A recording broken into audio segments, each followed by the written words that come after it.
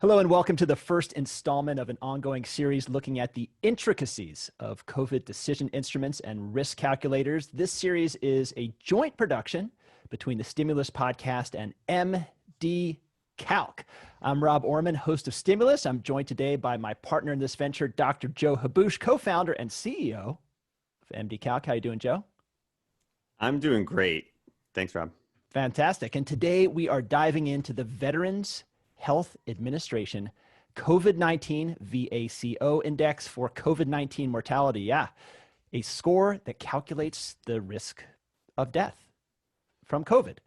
And to help us understand this, we're joined by its creators, Dr. Joe King, Associate Professor of Neurosurgery and Director of Neurosurgical Outcomes Research, Yale School of Medicine, and Chief of Neurosurgery, VA Connecticut Healthcare System. Joe, welcome.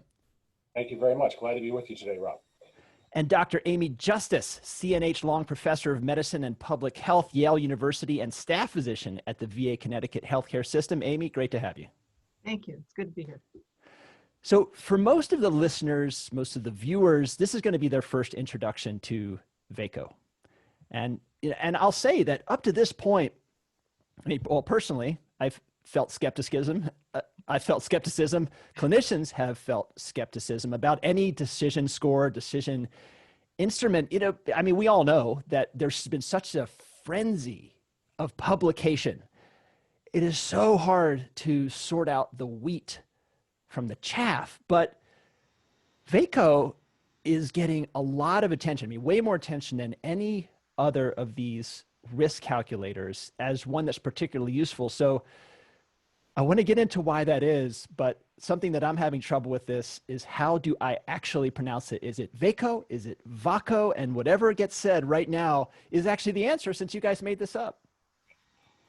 It's VACO. VACO. Fair enough. Thank you. Our whole team has been wondering this all week. Yeah, Joe and I were talking about that for about half an hour the other night. So what is this score? And I get, since this is primarily an audience of clinicians, how was this derived? How was this validated? Well, our idea was to use the National VA Electronic Health Record data, which is nightly downloaded into a central repository, to try to rapidly assess what clinical indicators tell you about mortality risk, both before one gets infected so that you can make plans for the patients who are at highest risk of having a bad outcome. And then subsequently with another index, we're hoping to look at acute presentation. So this index is really focused on how do we assess our patient population for high-risk patients who should be advised to be particularly careful, because if they get infected, they're at very high risk for bad outcomes. And we designed it that way. So we tried to stick with variables that would be available, information that would be available before the person actually gets infected, but that are highly predictive of their outcome. And we also wanted to be sure to involve variables that were hard-coded into something like an electronic health record. So things like chest x-ray results or symptoms may appear in physician or provider notes, but you can't get at them very easily. So it's very difficult to use those things in real time to build a predictive model. So we deliberately kept things simpler by focusing on data items that would be easy to extract from the electronic health record or a billing database or an administrative database if you wanted to use alternative sources, and not necessarily the most complex model that we could build. And one of our hunches was that while individual comorbid diagnoses may be important, that it's probably more cumulative burden of disease that people are dealing with than any particular diagnosis. And that was one of the reasons we looked at the Charlson Comorbidity Index, because it's a way of bringing together those different conditions and understanding sort of total burden of comorbid disease, which was a concept that a lot of people have talked about, but not that many people in their modeling have really incorporated. So you put in, and looking at the calculator on MD Calc, you put in age, you put in gender, and then as you were saying, you put in comorbidities. And to your point, Joe, it is just things that are comorbidities. It's not anything that you have to actively draw or anything that you have to interpret. It's like, do you have a history of myocardial infarction, dementia, age, rheumatologic disease, diabetes? And and as I look at that, it makes me think, okay, so this was derived, this was validated, but this is done in the VA, right? I mean, the VA is mostly men, and it's not men, it's not white men that are being affected by this. So was there external validation outside of the VA? Did you look at other populations besides just the VA population? So I'll just make two quick points and then I'm going to turn it over to Joe. While the numbers of people in the VA are predominantly male, because it is a national system, there's still a fairly large number of women. So we were able actually to look at its performance in women separately from men, even before we went outside of the VA. And it performed equally well in women in terms of discriminating risk of mortality. But in addition, yes, we have gone outside the VA and we validated in the Yale New Haven Health System. And we're actually also now working with people at Care Journey and validating in Medicare data. Joe? Well, I agree that, the face validity, I think some people look at this and say, yes, most veterans are male and there's a problem. There's a potential problem here. Can we generalize outside of the VA? I would like to point out that most of the systems that have other alternative scores that have been published out there don't do any sort of validation. They take all of their data, they generate a model and perhaps some sort of a risk score, and then they present it to you, but they don't cross-check it with anything else. They don't even cross-check it within their own population. So that most of the things out there are they're using all of their data to generate a score and none of them to validate it. So right with that alone, we are ahead of what a lot of other people have published. And secondly, we have a national database. Many of the papers are published are using single health system or single hospital systems or single site, and so they suffer from issues of are they generalizable outside of that region and outside of that particular healthcare system. So we also have an advantage in our work over those people. But then, as Amy also said, we have obtained a data cut from the Yale New Haven Health System, and we have done validation studies, and the numbers look good in their data, and they are a 50-50 male-female mixture. They are a tertiary care medical center, and we only were able to use inpatients there, whereas our data set was developed in both, or our index was developed in both inpatients and outpatients. So theirs is substantially different from ours in some ways. It makes it more of a test of our model of how well it's going to validate. And yet it validated well despite being just inpatients and only having inpatient mortality rather than all-cause mortality. It validated better in women than in men in that data set, just like it did in ours. And it validated in a tertiary care population as opposed to a more generalized population that we developed it in, which included some of our patients are drive-through testing, that aren't particularly sick at all, or they're coming into the ER, and both of you are ER physicians, that population is quite variable and may not be as sick, and then some of those people get admitted and they're also in our model. So there's a lot of variety of the patients in our model, and we have reasonable confidence right now that it is generalizable despite the somewhat skewed population it was developed in. So even the systems that have been developed in very large databases, and there are some, for instance, the UK Open Safely group has done a very large model. They actually concatenate testing and testing positive.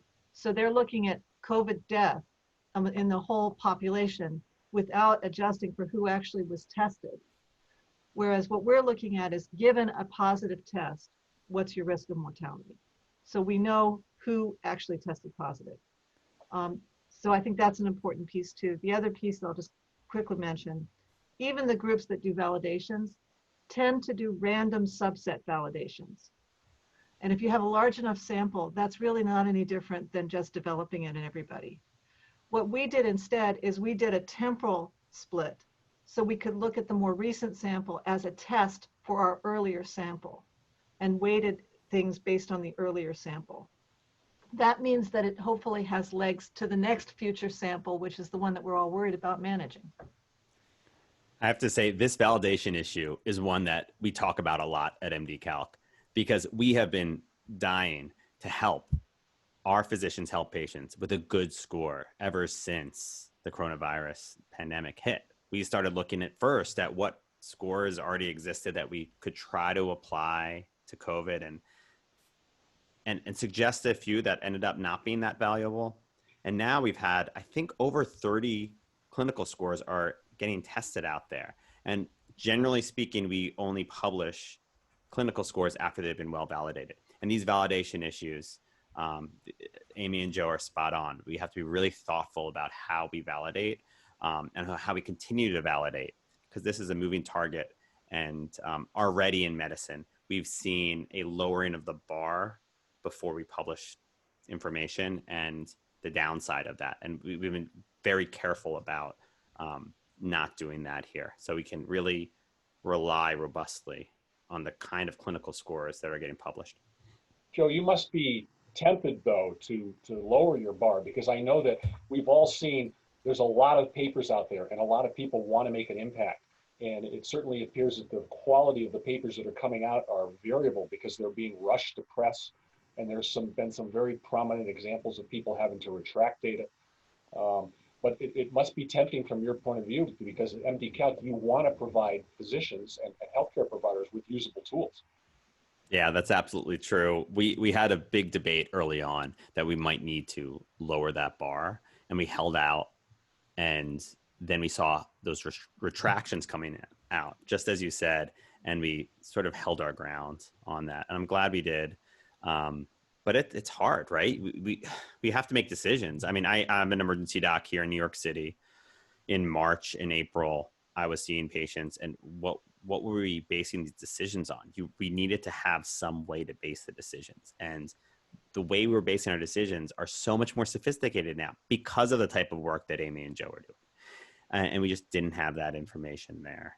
And so I was struggling on two fronts, worried about my patients and also worried about how MD Calc can react to this. And so many folks were coming to us, even for such things such as a lot of clinical scores are used in ventilator allocation protocols or crisis standards of care protocols, which fortunately we didn't have to face, but there's a lot of discussion around that. So even for those protocols, folks were asking us, what do we do? And we had to try to say something. So getting back to the nuts and bolts of how VACO works. So the more points you get, the higher your mortality risk. So risk factors are cumulative. And Amy, you were mentioning about the mortality, about what is actually telling you. So is that mortality from when you get sick, from when you get exposed? Like, what's the time window that we're talking about? So we looked at 30-day mortality after testing positive. So 0 time is the date that you tested positive. And then we looked out 30 days and said, did you or didn't you die within the first 30 days? And we picked that interval for 2 reasons. It's sort of a standard interval for acute illness. But even more specifically, we looked at the distribution of mortality events in the sample that we had to see when they began to taper off. And for acute mortality, it looked like 30 days was a very reasonable interval of time. Now, that's not speaking to the long haulers and whether or not there might be some excess risk going out longer term. But for acute illness, 30 days seemed like the right window. The one nuance to that is that there are some patients who are tested after their day of admission to the hospital. Mm-hmm. And for those people, we considered the time 0 to be their date of admission. Particularly early in the pandemic, testing was not widely available. People weren't thinking about COVID. It wasn't part of your differential diagnosis when somebody came in sick. And so, they probably, they had the disease then, but you were delayed in testing for one reason or another. So we rolled back the 0 time in those patients in the first 2 weeks in which they had been in the hospital to their date of admission.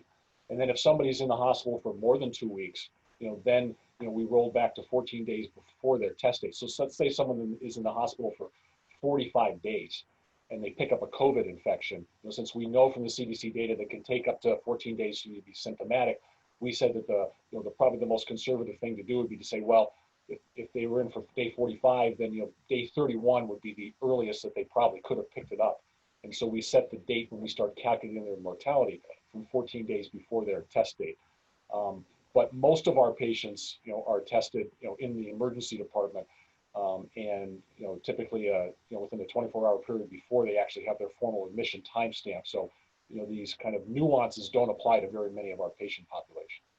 And in the validation sample at Yale New Haven, we just looked at inpatient mortality. So it's not totally driven by that particular choice. Right. I think it makes a difference in a relatively small portion of the patients that data positive tests would be equivalent. And now with ready test availability, with COVID being higher on people's differential diagnosis, I think that a lot of times there are very few tests that are being done after admission unless somebody really changes clinically or they acquire an infection in the hospital.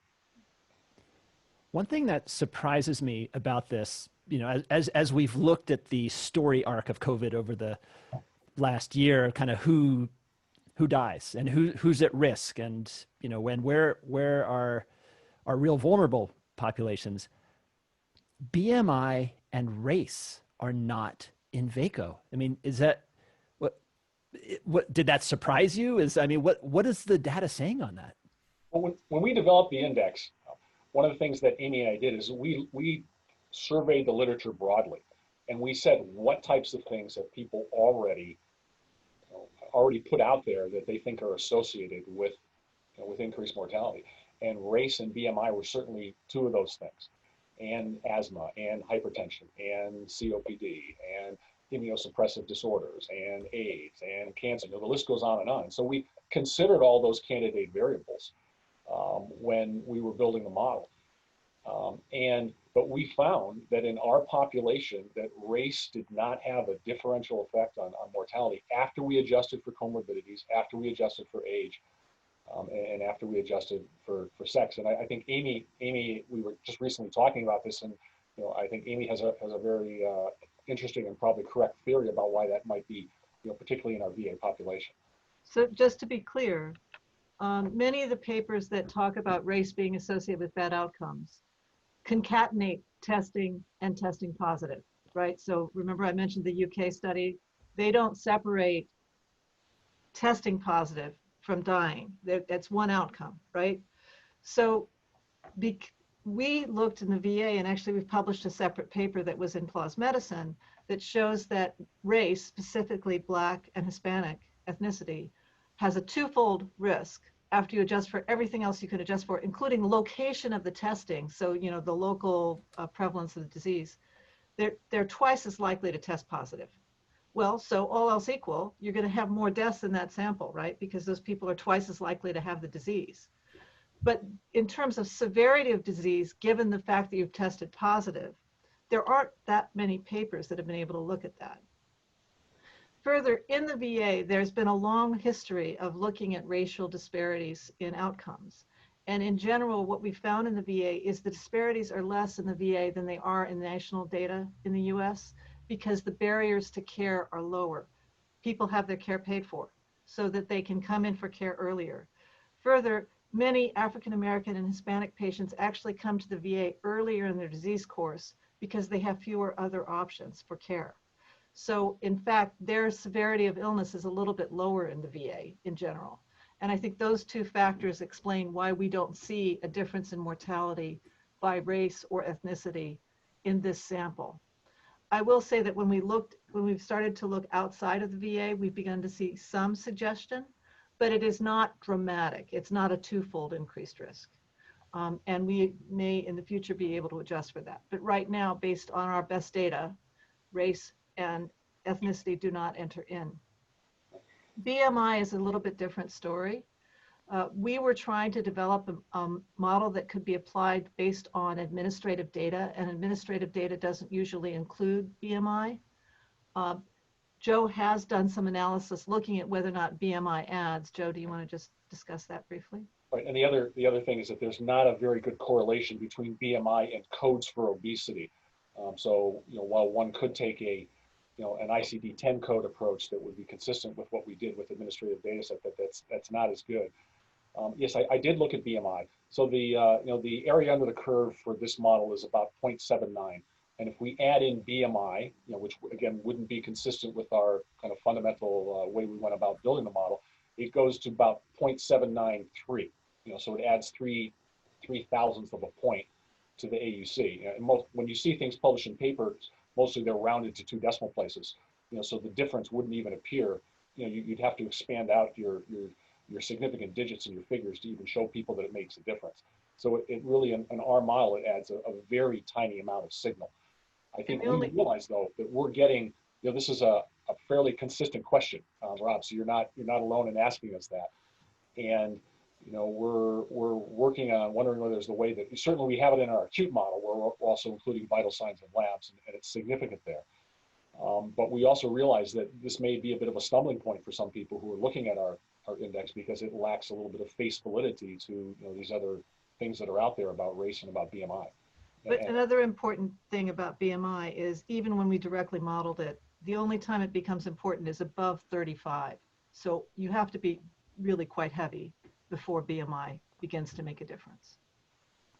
I want to get into the acute model that you're working on and how this gets used, because I know the 15,000 times I've used MD Calc, I'm not really discriminating on what like, oh, I can use this risk calculator just for this particular situation or this one. So so you've got a 30-year-old who's got no known risk factors. They're hypoxic. They're super sick. They're going to get it. They're going to the unit, maybe get intubated.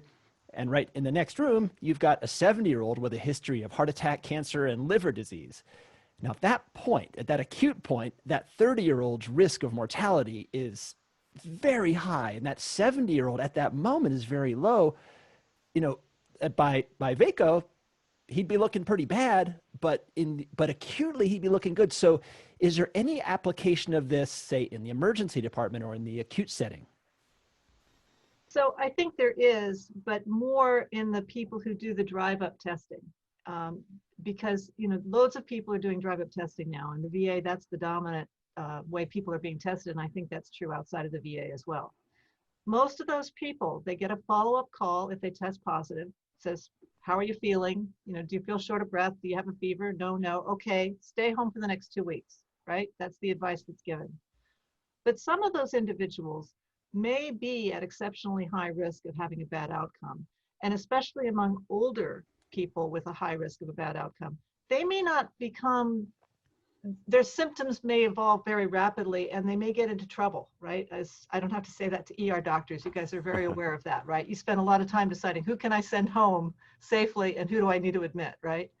So some of those people, even though they may look fine when they first test positive, especially if they've been tested because of being exposed to someone, so it's very early in their disease process.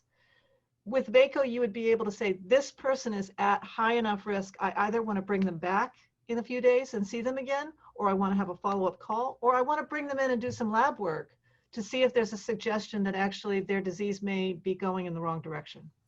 It's such a great point, Amy. When I was practicing in March and April, so many folks were coming up with their own threshold for admitting patients. For example, I've heard a lot of folks saying, we'll wait until they're hypoxic before admitting them. And that didn't seem to follow the same type of guidelines we did for other diseases. For example, with chest pain, we might use the heart score, and the patient could have normal labs and not even have active chest pain and normal EKG, but based on risk factors, we would keep that patient based on their chance of having a bad outcome in the next period of time.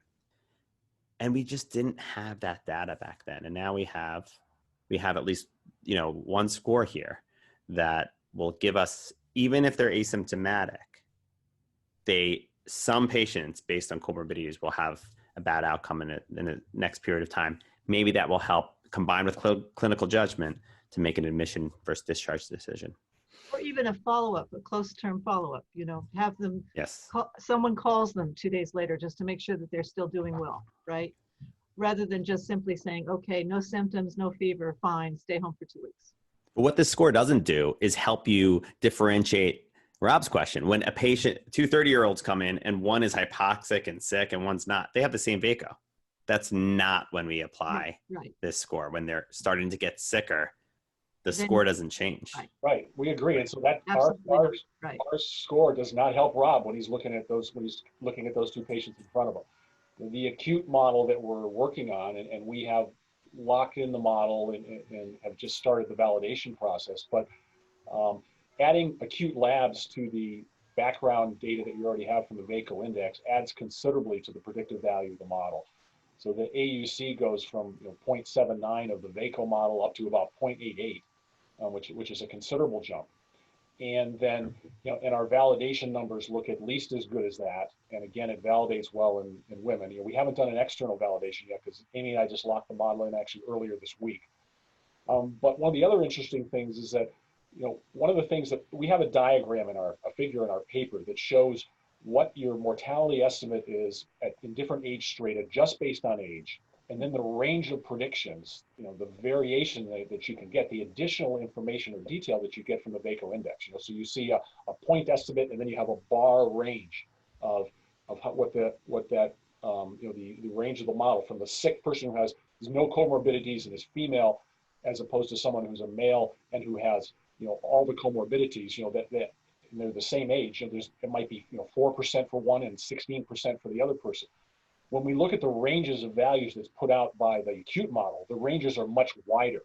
And so it shows that you just get so much more information when you add in vital signs and acute labs, and that it gives you more accurate prediction.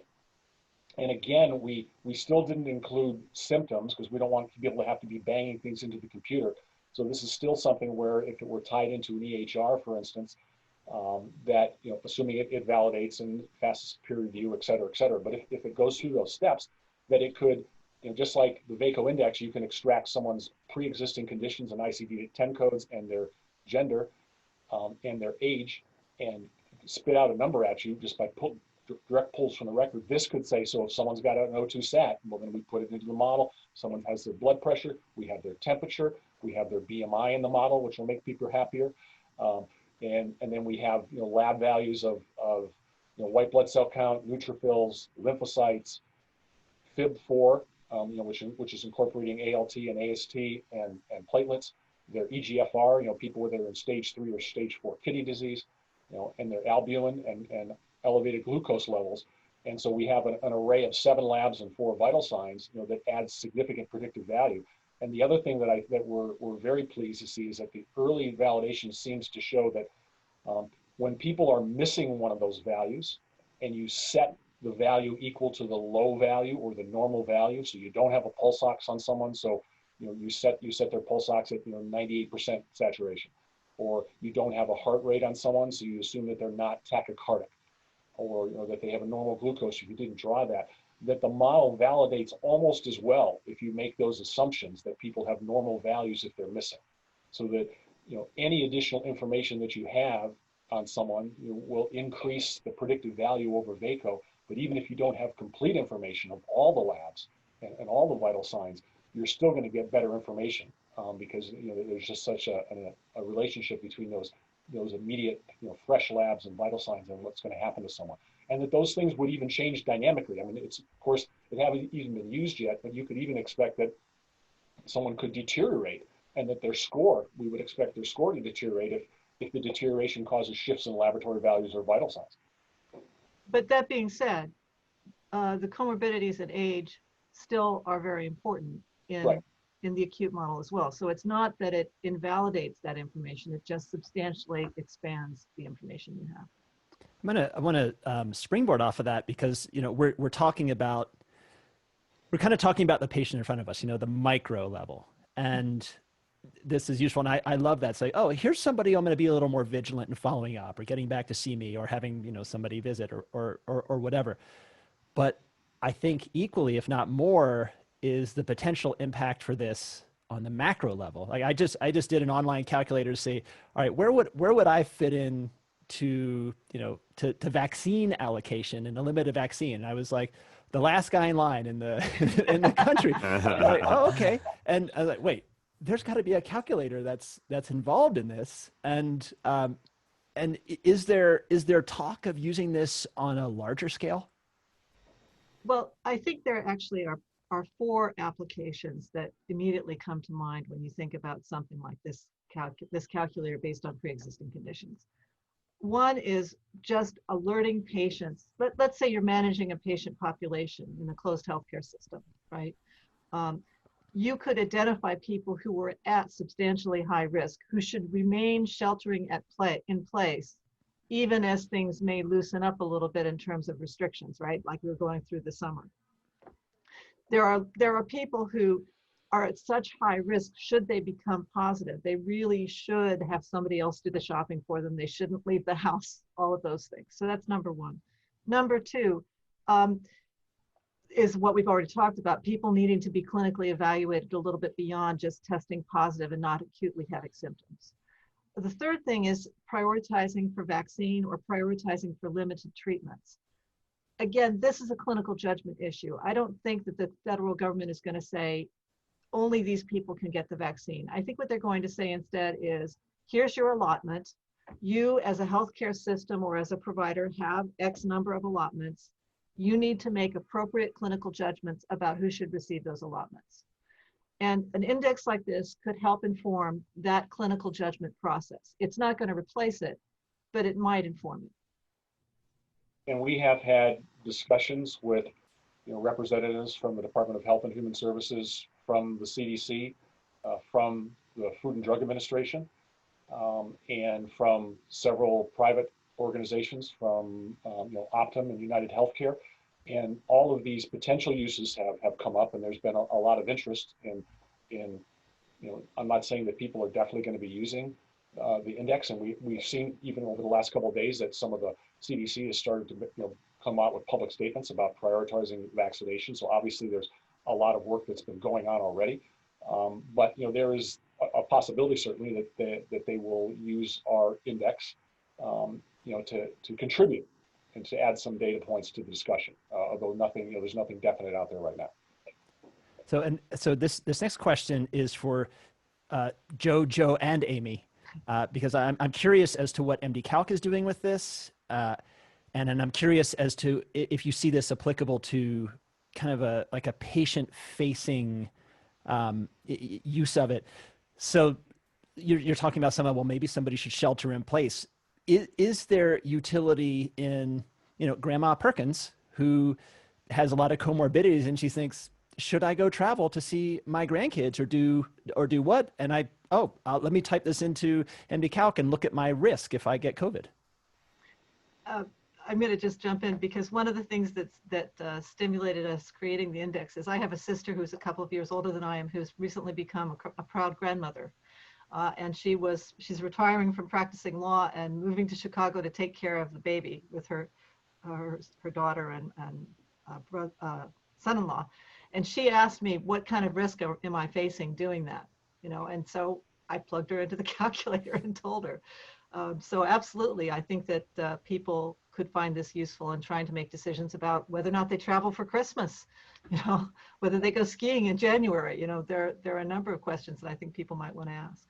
I think that Joe Augusto will certainly have some real insights here, because having turned out hundreds of calculators, I'm sure that you and your team have to think about who's going to be the user, and the fact that we're going to have providers using it, but that we know that patients get a whole information. Patients, I'm sure, go to your website, and so this must be an issue that you have to negotiate all the time. So what are you thinking about doing here, Joe? Yeah, honestly, most of the calculators on MD Calc, with a few exceptions, patients might not find them unless they're very sophisticated. The names of a lot of medical calculators are not something that's common enough for them to find. And I think this might be an exception here, because it does have a lot of value outside of clinicians, right? I want to calculate it. I want to calculate it for my family members. I have family members who are older, who are doctors and still seeing patients, and God knows tons of people in the country are underestimating the danger of getting COVID. And it is one of the riskiest decisions you can make compared to the normal decisions we make in life, to expose yourself to COVID for certain folks.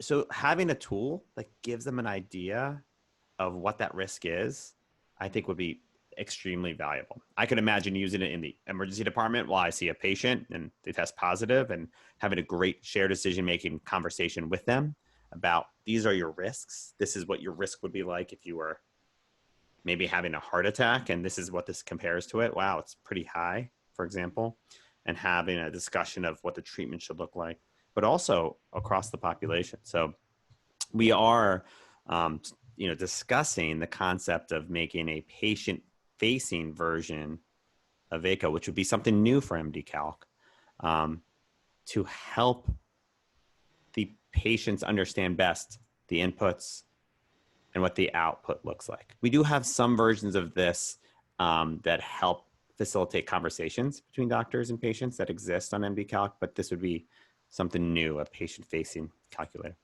If I could just add one other point that Joe's comments made me think of. One of the applications that people have talked about is, there's some resistance to vaccine. And by getting people to either go on and say, well, if my grandmother gets this virus from me, what's their risk of death? Maybe I should get vaccinated.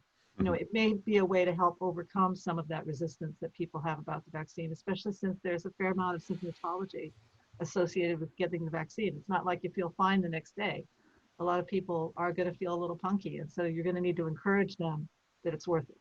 Like the term that I just learned yesterday that popped up on one of our phone calls was vaccine hesitancy. Mm-hmm. So evidently that's the official term for people who are, concerned about adverse effects of the vaccine. And I think that the numbers on this calculator can be very stark. When I put my mother in, who's 86 years old, for instance, she projects out at a 30% risk of mortality should she get COVID. I think that I think she would get a vaccine anyway, but were she concerned about maybe having a sore arm or a fever, that number might, enter into her internal calculus about whether or not she would want to take on the possible risks or discomfort or inconvenience of a vaccine. As we get close to wrapping up, for Joe and Amy, in your discussions with this, and I know you've been speaking to so many different groups about this risk tool, are there particular consistent misunderstandings or things that, okay, we really need to, make sure people understand X before they use this? Or boy, it seems like this is something that people want to do with this, but maybe they shouldn't be doing with this. Well, I think it's important to remember that all risk calculators are predicting a particular outcome, right? So we're predicting short-term mortality. We're not predicting long haulers. We're not predicting hospitalization. We're not predicting NICU admission. Those things may be related, but we're predicting short-term mortality. And we picked that very specifically because it's a very hard outcome that everyone cares about. But if you wanted to predict other outcomes, other models would be appropriate. I think the other thing is that our mortality numbers, our absolute risk numbers, were developed from people early in the epidemic, only up until April 15th. And we know that survival is increasing, that mortality rates are dropping as we develop better techniques and better medications. Simple things like proning people is making a difference. We're no longer intubating people. We're doing better with high flow oxygen. We have the newer monoclonal antibody treatments coming out. There's a realization that dexamethasone is certainly helpful, and other treatments are not being used that are potentially harmful, like hydroxychloroquine, which is kind of come and gone. So that the number on the left-hand side of that green box in MD calculator, which gives someone's absolute risk, may well be an overestimate. And we have done some work with this CDC data that they provided us with, trying to understand the relationship between people who people who get the infection but don't get tested, and people were probably sicker early in the epidemic who were being tested. So it's probably an overestimate, and eventually we will probably have to recalibrate the calculator. And we actually have a disclaimer that we put on there to try to make that clear to people, although people don't always read the fine print, and that number is going to jump out at you. When you see there's a 30% chance that my mom is going to die, you may not take the time to read the fine print down below. But I think that the right-hand side of the green box that says, how do I stack up against the rest of the population? We think that that's probably going to be, fairly consistent, whether or not the calibration shifts and those numbers go up and down by, go down by 20% or 30%. So that still your relative risk to other people in the population, we think is probably going to remain steady. I mean, we need to validate that too. And so that if you're going to be allocating scarce resources within your healthcare system, and whether or not someone's absolute risk is 30% or 20%, if they're in the top 5% of people with risk rates, then maybe they should be on your priority list for getting that treatment or getting the vaccine, or reaching out to them to encourage them to have safe behaviors to limit their exposure to COVID. But the absolute risk, I think, is probably even now a little bit of an overestimate. And as more data comes in, we'll be able to quantify that better. So another way of putting that is that we think the index is very good at discriminating who's at greater risk and less risk. The actual estimate of that percent risk may bounce around a bit. But at least with respect to identifying highest risk people, we think it's pretty reliable.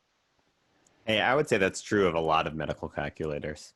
Mm-hmm. We get better at treating, or we get better at the denominator changes because we diagnose more of them, and that changes the average risk. So I think that's a general thing of calculators in general. So Joe Habush, it was probably top secret, and I'm just gonna ask you on this thing. We were looking at this EMR integration of a calculator. It's like we can talk about this calculator, but putting it into Epic, I think, is what we were looking at, and that you just click on it, and within Epic, the calculator pops up. You do the calculation, you put it in a clipboard, type in the dot phrase. Now, if you're not a clinician, this is going to be totally meaningless. If you are a clinician, this is going to be like manna from heaven. So you type in your dot phrase, .mdcalc, and your score and the explanation pops in to your EMR. You don't have to do those like 15 steps where you've got one screen open with your EMR over here, and then you've got your other screen open. You're trying to get it right, and you're going to make a mistake that way. So what is happening with this integration? I've never in my life seen that actually implemented anywhere. I mean, does this exist? Is this something that's about to happen? and the big question is, I'm thinking, oh my gosh, this is such a work saver and a safety issue. What's happening with the money? Yeah. Oh, I spend most of my time working on our EHR integration. I don't know, 3-4 years ago, we started getting tons of medical centers reaching out to us. If you talk to the IT department of big medical centers, they have requests from all different doctors to integrate different scores, and they're all running into the same issues. It takes 6 to 12 months to build one score. They're arguing about how it should pop up and save and autofill. Half the time the docs don't use it in the end and get frustrated by it. And yeah, actually, what most people do is, and what you have to devise your own mathematical macro to put it in there. So it's totally Harry Potter, and you get the spell wrong almost every time. Harry Potter. Yes. So we've been working on an integration now for a few years, and we're really happy with where it is so far. And there's so many more features we're going to add to it. But already we have this very smart autofill that imitates how a physician thinks. For example, I look through a list of meds and I know pretty quick, patient has hypertension or might have hypertension. It autofills with a degree of confidence, shows where the information's coming from. That autofill has already been tested and been shown to be more accurate to the point where it actually changes treatment.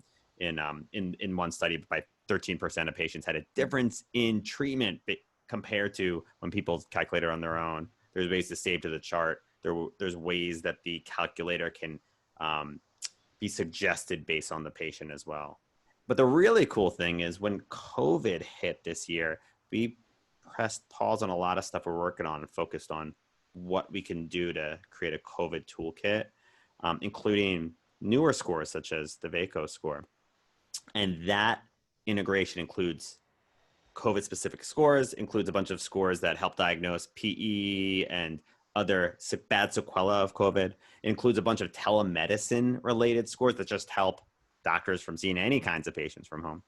And what we stumbled upon is that hospitals can actually get reimbursed by the government for this integration because of COVID disaster recovery dollars. So hospitals that have leftover CARES Act funding, and even if they don't have that, they can apply for FEMA and get 75 to 100% of it reimbursed. So pretty exciting. It's a really cool way to help a lot more patients. It's already been proven to be more accurate and is super helpful. So. Did you just do an ad for MD Calc? I mean, that's all I do is ads for MD Calc. I feel, all right. Well, Joe King, Amy Justice, Joe Habush, thank you so much. VACO score, MD Calc, it's there for you to check out. Good luck. Thanks, guys. Thanks, Rob. It was great talking with you.